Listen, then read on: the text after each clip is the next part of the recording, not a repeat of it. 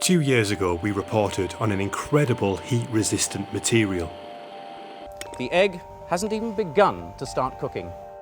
Christened Starlite by its enigmatic creator, Maurice Ward, we told the story of how governments and companies were wowed by its ability to protect against intense heat, lasers, even surviving a simulated nuclear blast carried out by NATO and NASA.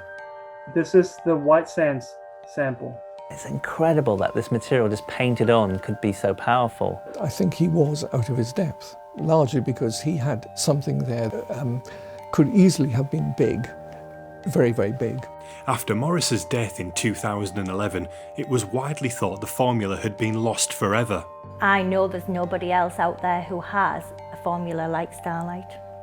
Following the publication of our films, we had a flurry of comments claiming a YouTuber had already worked out how to make Starlite using simple household materials. In this video, I'll be showing how to make a simple material that is so effective at resisting high temperatures. We reached out to Ben to hear his story. I actually first heard about this material through, I believe, the previous documentary that you guys had done on the BBC. I saw that and I was like, hey, I think I know something about that kind of material. There's this type of firework called a ferrosnake firework. It grows an expanding carbon foam. And so that's really similar to this type of material, an intumescent that generates this carbon foam.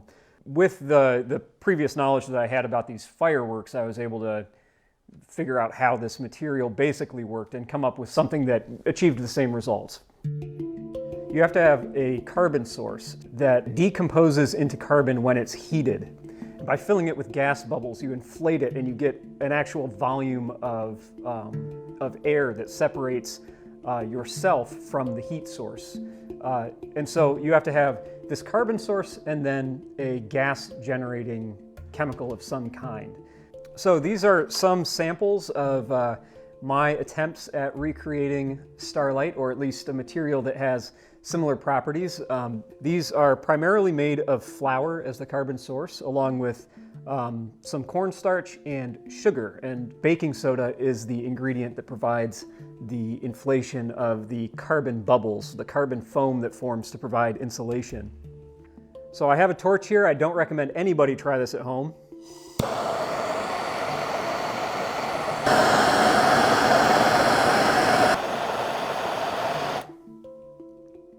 And I could keep going like that for several minutes before it got too hot for my hand. And you can see I can touch the front surface very quickly after it has been on fire without burning myself.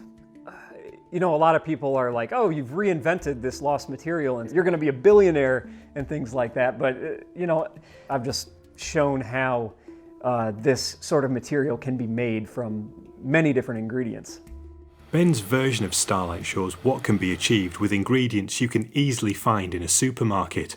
But it also raises a question: was the original Starlite really that special? Those who knew Maurice are adamant the real Starlite is far more complex and harder to produce.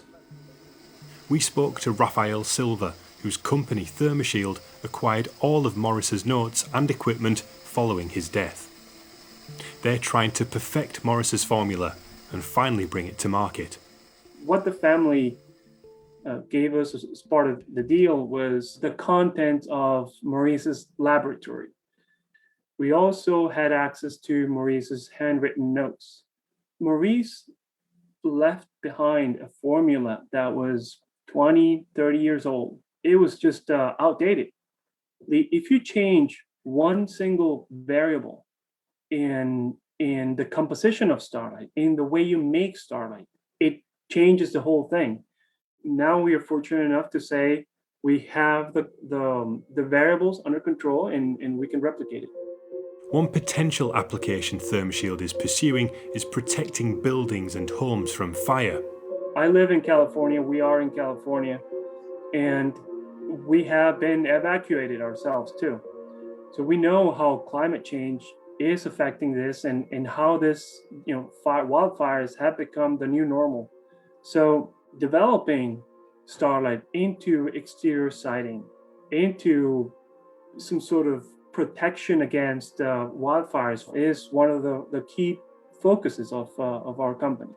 The market right now has products that decay over time very quickly. So you'd have to really repaint your house every year, every 2 years, and that makes it unsustainable. And we want to make sure that, does starlite degrade after 20 years? And the answer to that is it doesn't, or at least this sample didn't. It has been stored for 20 years, and the results of the lasers were as successful then as they were now. There are a number of thermal barriers and intumescent paints available on the market, so is starlite any better than those, or indeed Ben's homebrew recipe?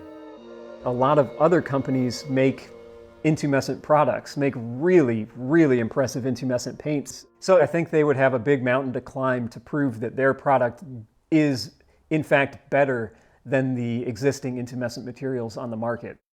And you come across a lot of materials out there that claim the same thing. And we were fortunate enough to get samples of those. And we would follow the instructions to the letter and put it on the egg, and it would last between 1 second and 5 seconds.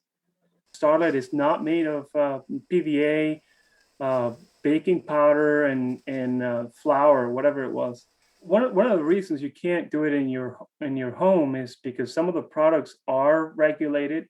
You need certifications. You need an established manufacturing facility, manufacturing methods, supplier relations, and all these different things going on. And that's where we're at right now. It's still mind-boggling how Maurice came up with the ingredients, but he did. I'm unfortunately not able to disclose any of them, but he was such a great guy, and talking with him was so amazing. And I'm hoping that he would be proud of what we've accomplished so far. Despite acquiring Morris's formula in 2013, Thermashield is yet to turn starlite into an actual product. 8 years on, Raphael is confident he can achieve what Morris never could. Yes, we can prove that it works. It's not patented. It's not a product.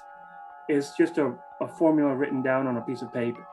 But at this point, we're looking for the expertise and the capital to be able to invest in a small facility, get the machinery, get the experts in, and understand really how starlite works.